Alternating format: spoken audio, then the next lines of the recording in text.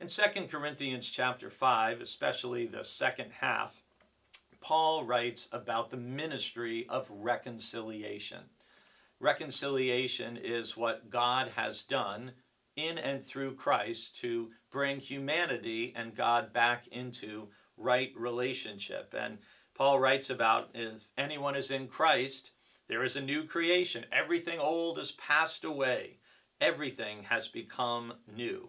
All this is from God who reconciled us to himself through Christ and has given us the ministry of reconciliation. That is, in Christ, God was reconciling the world to himself, not counting their trespasses against them, and entrusting the message of reconciliation to us.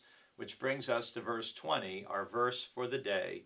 So we are ambassadors for Christ. Since God is making his appeal through us, we entreat you on behalf of Christ, be reconciled to God.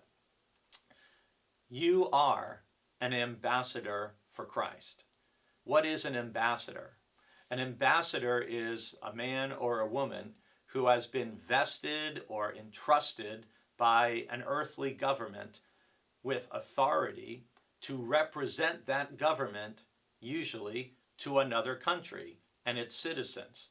So Paul, using this image of we are ambassadors for Christ, is saying we have been invested with authority. That authority is the message of reconciliation, that people can be reconciled to God through the life, teaching, death, and resurrection of Jesus. And we are to go and to represent that kingdom, the kingdom of heaven.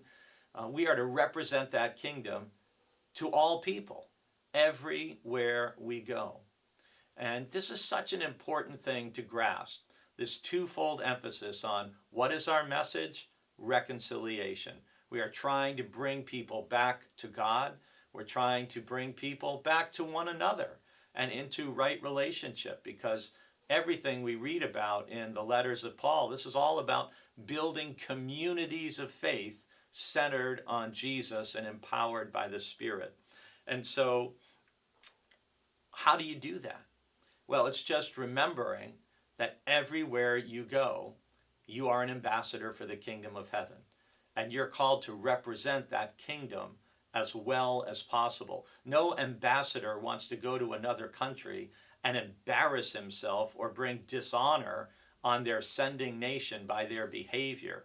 We want to be an ambassador who represents our kingdom with honor, with justice, with honesty, with truth, with generosity, with fairness.